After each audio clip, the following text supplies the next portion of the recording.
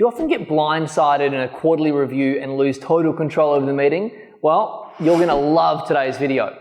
But first, I'm Tristan Bond. I'm the CEO of Practice Acceleration, and what we do is we help great healthcare professionals to create a thriving business with an emphasis on building a business that does not depend on you.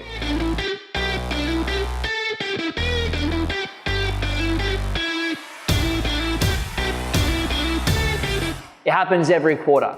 Practice owners get panicky because they know that they need to do staff reviews, but they don't have a clue what that should actually look like. So they go in without a plan and they have the review hijacked by the staff member making demands, or even worse, they don't do a review at all, which means the staff member doesn't get the feedback that they need and the business then doesn't grow. Now, if you've been in that situation before and you'd like to learn how to do quarterly reviews properly, you're going to love the simple 5-step system that we use here at Practice Acceleration.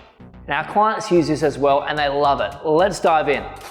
So the first thing to know is if you plan on doing quarterly reviews properly, it is so important that you actually have a weekly review system in place first. Now, we use a scorecard that objectively measures KPIs, KPAs, values, and so forth.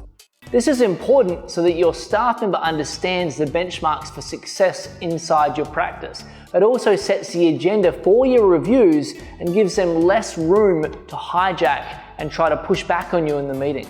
All right, so the first of the 5-step quarterly meeting plan is this: celebrate your wins. What are some great things your staff member has achieved this quarter? Get them to recount their wins, talk about them together. This starts the meeting off on a high, gives them recognition for their amazing work. Step number 2 is to assess their KPIs and KPAs. Now, every staff member has KPIs that are specific to their role, which they track every single day. And they have KPAs, which are the actions that lead to those KPIs also being hit. They'll already know how they've been tracking here, and you can discuss their results together. If they were consistently falling short of achieving their goals, this is the time to discuss why.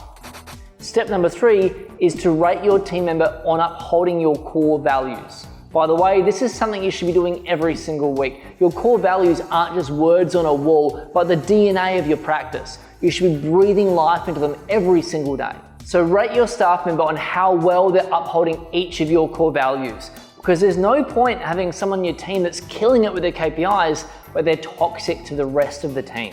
Step number 4 is to assess the skills gap. Basically, if your team member is to achieve even better results in the next quarter, what skills do they need to either learn or improve upon so they can bring even greater value to your company? Not just that, but you need to outline how you will help them to develop those skills to bridge that gap and to develop both personally and professionally.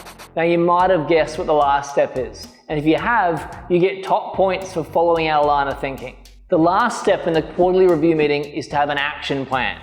You need to outline the actions that your team member needs to go and execute, as well as deadlines for when these need to be completed by. And this is really important. Always organize a follow-up with them a month after your meeting. You don't want to wait 3 months to find out if they're on track or if they're stuck and need some extra help. Listen, I know there's a lot that we've covered inside today's episode, but if you want to dive deeper on growing a team of A players in your practice, you should get a copy of my free guide, 7 Steps to Building a High-Performance Team. This guide is full of actionable insights of do this, then do that, instructions for hiring, training, and retaining your dream team. I've even included some scripts and templates to take the guesswork out of the process for you. It is my gift to you for free. I'm gonna pop a link below so you can access it. Just go through the guide, follow it step by step, and you'll start seeing a really big difference in the quality of the people working in your practice. Thank you so much for watching this video, and I'll see you on the other side.